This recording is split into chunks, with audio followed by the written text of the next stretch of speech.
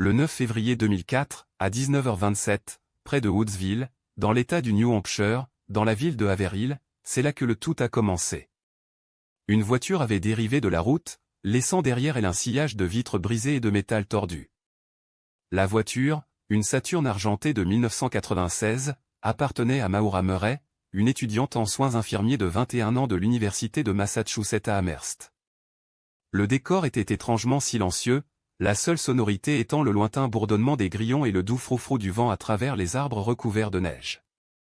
La nuit semblait engloutir tout, comme si le sort du conducteur avait été scellé cette fatale nuit. La scène s'est déroulée comme une danse macabre, le véhicule écrasé était un témoignage tordu de la désespération du conducteur.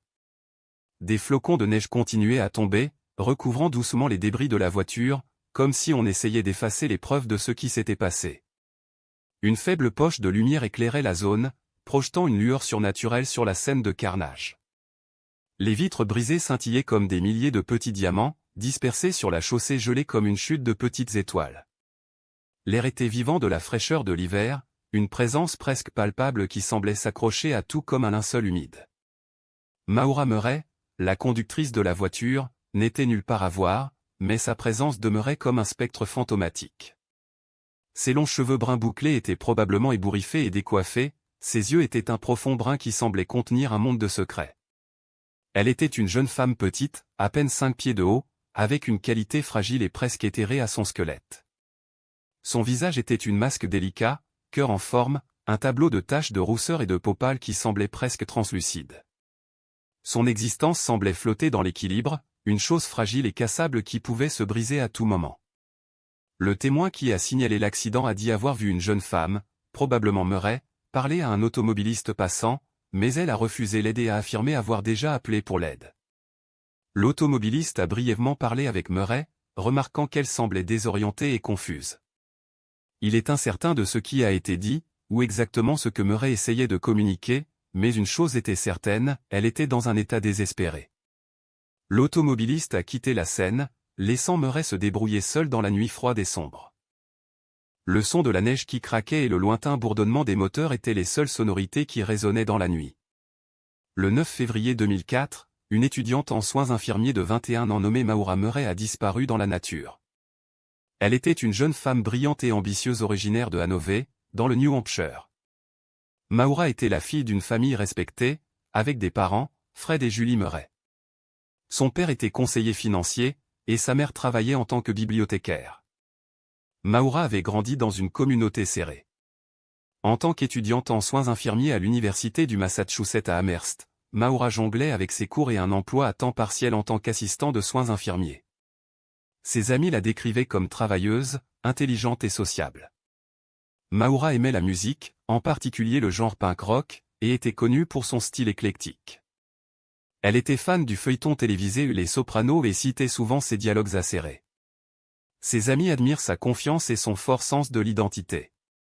Maura était une personne sympathique et relatable, et sa disparition a laissé un impact durable sur de nombreuses vies. Sa famille et ses amis la décrivaient comme compassionnelle et attentionnée, avec un humour rapide et un rire contagieux. La disparition de Maura a été accueillie avec une attention médiatique large, et son histoire a captivé la nation. La communauté s'est rassemblée autour de sa famille, offrant du soutien et des prières. La famille de Maura reste dévouée à trouver ce qui s'est passé avec elle, et ils ont été vocaux sur leurs efforts. Maura avait un cercle serré d'amis, y compris sa colocataire, Christy Kennedy, et ses camarades de classe en soins infirmiers. Ses parents la confiaient sans réserve, et elle avait une relation solide avec ses frères et sœurs, Kathleen et Brian. Les relations de Maura avec ses amis et sa famille étaient bâties sur la confiance et la loyauté. Sa disparition a été un choc pour tout le monde autour d'elle. Les dernières paroles de Maura à sa famille étaient que sa grand-mère était décédée, ce qui s'est avéré être une affirmation fausse. Sa grand-mère était en réalité vivante à l'époque.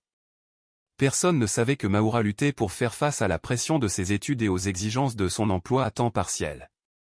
Dans les mois précédant sa disparition, elle a commencé à se sentir submergée et déconnectée de ses pairs. Maura avait commencé à se poser des questions sur son avenir en tant qu'infirmière, se sentant que ce n'était peut-être pas le bon chemin pour elle. Elle avait également devenu de plus en plus retirée, se coupant de ses amis et de sa famille. Cette période d'isolement était marquée par une série d'événements qui semblaient insignifiants à l'époque, mais qui prendraient plus tard une signification plus grande. Les amis et la famille de Maura ont d'abord remarqué que quelque chose n'allait pas lorsqu'elle a cessé de répondre à leurs appels et messages. Sa colocataire, Christy, a rapporté que Maura était devenue de plus en plus distante et préoccupée. La famille de Maura a essayé de faire la sourde oreille à leurs inquiétudes, pensant que Maura était simplement stressée et submergée. Cependant, à mesure que les jours passaient, leurs inquiétudes ont grandi, et ils ont commencé à soupçonner que quelque chose allait vraiment mal. Les parents de Maura ont d'abord ignoré leurs inquiétudes, pensant que Maura était simplement en train de passer une période difficile. Cependant, à mesure que les heures passaient, ils ont réalisé que quelque chose ne allait pas. Son père, Fred, avait un sentiment de malaise qui le poursuivait, mais il n'a pas agi. Les premiers signes de la disparition de Maura ont été ignorés, et ce n'est qu'à plus tard que la famille a réalisé la gravité de la situation. À mesure que l'enquête sur la disparition de Maura s'est développée, une série de questions émergeait. Qui était la dernière personne à la voir? Était-ce le conducteur qui s'est arrêté pour l'aider ou le résident local qui a signalé l'accident? La décision de Maura de quitter le campus avec tant de précipitation signalait-elle un effort délibéré pour s'échapper ou un cri désespéré pour de l'aide? La disparition de Maura Murray reste un mystère à ce jour, et sa famille continue à chercher des réponses. Savons-nous jamais ce qui s'est passé avec elle? Le 9 février 2004, à environ 19h27, une scène glaçante s'est déroulée sur les routes rurales de Woodsville, dans le New Hampshire, un village situé dans la ville de Haverhill. L'air était vif, avec une température d'environ 18 degrés Fahrenheit et une légère couche de neige. La nuit commençait à se poser, jetant de longues ombres sur le paysage désert. La route 112, une étroite étendue de route, était étrangement calme, à l'exception de la circulation occasionnelle de voitures. Le ciel au-dessus était un profond, sinistre gris. Maura Murray, une étudiante en soins infirmiers de 21 ans à l'université du Massachusetts à Amherst, avait préparé son évasion depuis des heures. Plus tôt dans l'après-midi, elle avait envoyé des courriels à ses professeurs et à son superviseur, affirmant qu'elle serait absente pendant une semaine en raison d'un décès dans la famille. Ses proches révéleraient plus tard qu'aucune telle tragédie n'avait eu lieu. Murray avait emballé ses affaires, chargé sa voiture de ses biens personnels et était parti en voyage solitaire vers le nord. Sa famille et ses amis étaient restés à l'insu de ses plans. Alors que Murray conduisait à travers la campagne du New Hampshire, elle a perdu le contrôle de sa voiture et s'est écrasée sur le côté de la route. Un résident local a signalé l'accident, et un automobiliste en passant s'est arrêté pour offrir son aide. Le conducteur, plus tard identifié comme Maura Murray, a refusé l'aide, affirmant qu'elle avait déjà appelé les services d'urgence. Lorsque la police est arrivée à 19h46, cependant, Murray n'était nulle part à trouver. Sa voiture, une Saturn de 1996, restait sur les lieux, la seule piste de sa disparition. Une seule phrase de la déclaration initiale de Maura Murray au conducteur qui s'est arrêté pour l'aider aurait choqué les enquêteurs et les spectateurs, « J'ai déjà appelé pour obtenir de l'aide ». Cela soulèverait plus de questions que de réponses, laissant le public se demander pourquoi Maura aurait dit une chose pareille, sachant qu'il n'y avait personne pour la corroborer. Alors que nous plongeons plus profondément dans l'énigme, nous explorerons les événements qui ont précédé ce moment et l'enquête qui a suivi.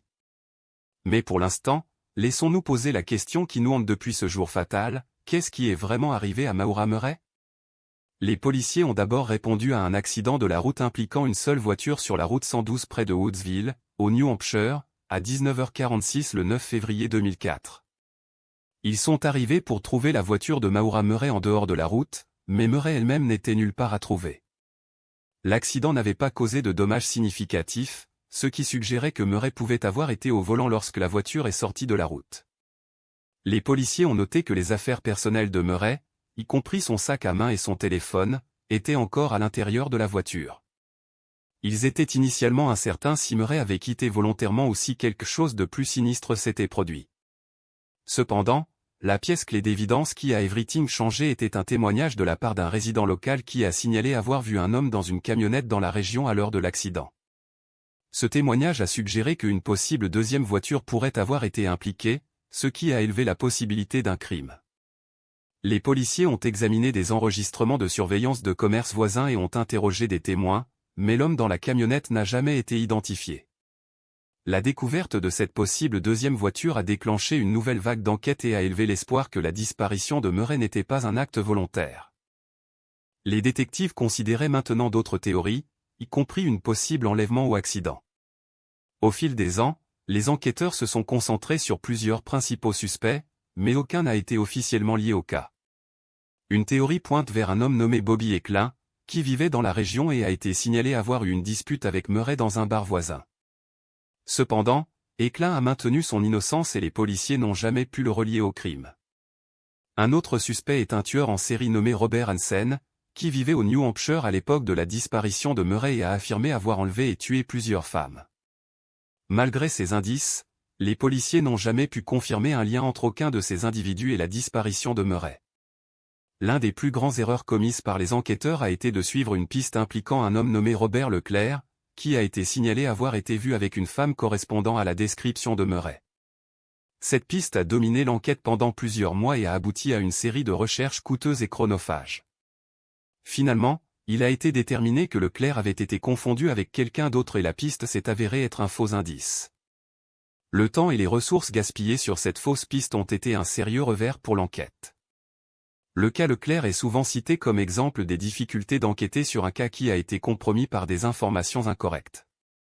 À mesure que l'enquête sur la disparition de Maura Murray approche de sa fin, une nouvelle révélation étonnante est apparue, éclairant de nouvelles lumières sur ces derniers jours. Inconnu des enquêteurs, Maura avait confié à un ami dans les jours précédant sa disparition ses difficultés avec l'histoire de cancer de sa famille. Sa famille, qui avait coopéré avec l'enquête policière, n'avait pas révélé cette information cruciale plus tôt. Cette nouvelle preuve suggère fortement que la décision de Maura de quitter le campus n'était pas juste un acte spontané, mais une tentative désespérée d'échapper à la possibilité menaçante d'une tragédie familiale. La possibilité que Maura ait vécu avec l'anxiété concernant la santé de sa famille ne peut pas être ignorée. L'ami de Maura qui a confié, qui souhaite rester anonyme, a révélé que Maura avait recherché en ligne sur la possibilité d'un membre de sa famille étant diagnostiqué avec une forme rare et agressive de cancer. Maura était particulièrement préoccupé par son père, qui avait une histoire de cancer dans sa famille. Son ami a affirmé que Maura était en larmes à l'idée de perdre son père et était en train de réfléchir à prendre des mesures drastiques pour faire face à l'état de stress. Cette nouvelle information soulève des questions sur la validité de la théorie initiale de l'enquête selon laquelle Maura a quitté le campus volontairement. Les policiers avaient conclu que la décision de Maura de quitter n'était pas due à des facteurs externes, mais plutôt à une décision spontanée de prendre un repos. Le verdict dans l'affaire Maura Murray reste un mystère, l'enquête concluant qu'il n'y a pas d'explication définitive unique pour sa disparition.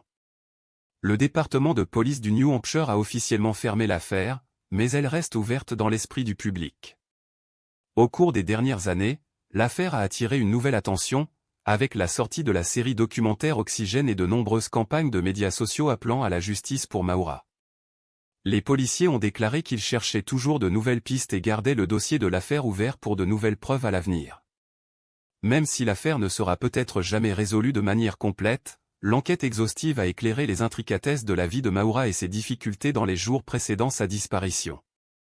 En ce qui concerne les personnes clés impliquées dans l'affaire, la famille de Maura a été laissée avec une vie entière de questions sans réponse et un profond sentiment de tristesse.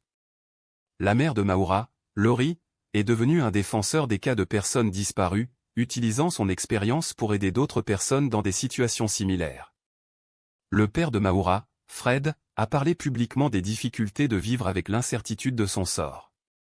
L'ami qui a confié à Maura sur les difficultés de santé de sa famille a parlé de l'importance du soutien à la santé mentale et de la nécessité pour les gens de parler ouvertement de leurs difficultés. Les enquêteurs et les détectives impliqués dans l'affaire ont repris leurs tâches normales, mais l'affaire reste gravée dans leur mémoire. Après des années d'enquête, il est clair que l'affaire de Maura a changé la façon dont nous pensons aux cas de personnes disparues. La couverture médiatique extensive et la surveillance publique